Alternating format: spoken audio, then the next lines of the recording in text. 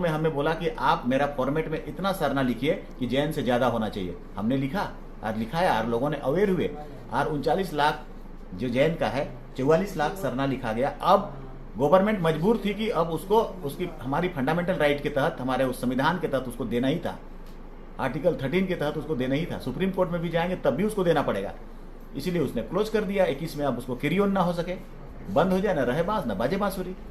तो ऐसी कोशिशें हो रही है जो कि कोशिशें ठीक नहीं है और इसलिए हम इनको भी दोषी ठहराते हैं। बोले विधानसभा में कहने से कुछ होने जाने को है नहीं, ये धोखा है, गलत बातें हैं। आप लोगों ने क्या किया, विधानसभा में आवाज उठ गया, कह के ढोल नगाड़ा बजवा दिया और आदिवासी को बुड़बक बना दिया। सर सीएनटी में और भी पिछड़े समाज के लोग हैं जो यहाँ पास में भी आए हुए हैं सर मिलने के लिए। उसमें चंद्रवंशी समाज है जो कहार जाति का है। उन्होंने कई बार बोला कि सीएनटी का कोई लाभ हमको नहीं मिल पा रहा है। हमको सीएनटी ठीक है, जिस समय ज़रूरत थी सीएनटी की आपने लागू किया कि उनका ज़मीन बिके नहीं, चूँकि बेच दे रहे थे दारू पी के, चाहे जैसे भी गरीबी में बेच करके ज़मीन को अब खा रहे थे।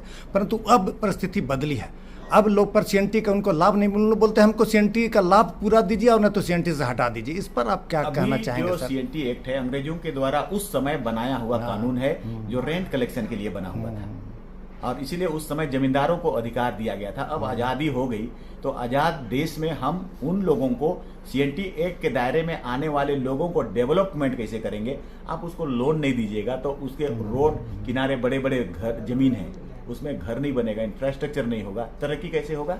5 साल का लोन होता है। तो ऐसे चीज़ों को अब गवर्नमेंट को हटा देना चाहिए जो नकारात्मक प्रभाव करता है और पॉजिटिव चीज़ों को लानी चाहिए और उसको डेवलपमेंट कैसे करें उसके लिए सोचना चाहिए। अभी तक हुआ नहीं, ये भी नहीं हुआ।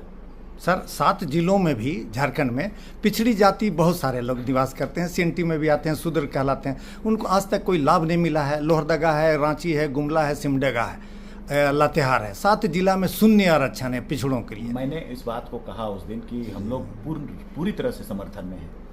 उसकी 27% उसको मिले और वो आरक्षण का हकदार है, वो उस स्थिति के लिए है, उसकी जो पोजीशन है इकोनॉमिकली एंड द सोशली उसकी राइट है उसको पाने का। इसलिए यथाशीघ्र देने चाहिए। कम संख्या के लोगों को ज़्यादा मिल रहा है, ठीक है, शेड्यूल एरिया में ट्राइबल है उसको आप दे दिए, बट उसके साथ जो है उसको आप नहीं दे रहे हैं। बहुत कम लोग हैं उस एरिया में जो कि शासक वर्ग के लोग हैं, उसको आप 50% से ज़्यादा दे रहे हैं। तो हम इसके समर्थन में हैं कि उसको मिलना चाहिए 27%। और जब भी हमको मौका मिलेगा हम हमेशा समर्थन में बात करते हैं। सर मुस्लिम समाज भी आपसे जुड़ाव कर रहा है और आपके साथ जुड़ना चाहता है, आप क्या संदेश देना चाहेंगे सर? हाँ बिल्कुल, हम जो एंटी बीजेपी एक फोरम है उसके साथ हम जुड़ेंगे।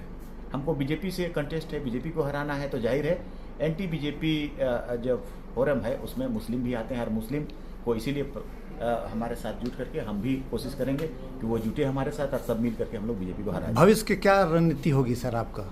भविष्य हमारा स्ट्रेट फॉरवर्ड चलते रहता है, हमारा सोशल रिफॉर्मेशन चलता रहता है।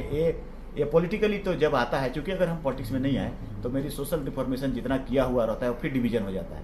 इसलिए मेरा स्टैंड होना बहुत जरूरी है। मगर उसके साथ साथ हम लोग ट्राई करते करते 2004 से अब तक ये पोजीशन में आ गए हैं कि हम लोग दूसरों को डिफीट कर सकते हैं, हम विन कर सकते हैं, माई सेल्फ आवर सेल्फ, हमारा सोसाइटी विन कर सकता है। तो इसीलिए अब हम लोग कॉन्टेस्ट के लिए लड़ रहे हैं और किसी को कट फट इसके लिए नहीं लड़ रहे हैं। कॉन्टेस्ट हम जीतने के लिए लड़ रहे हैं और उसका प्रमाण 2009 में हो गया था। 2009 में 5000 से सिर्फ हम लोग हारे थे।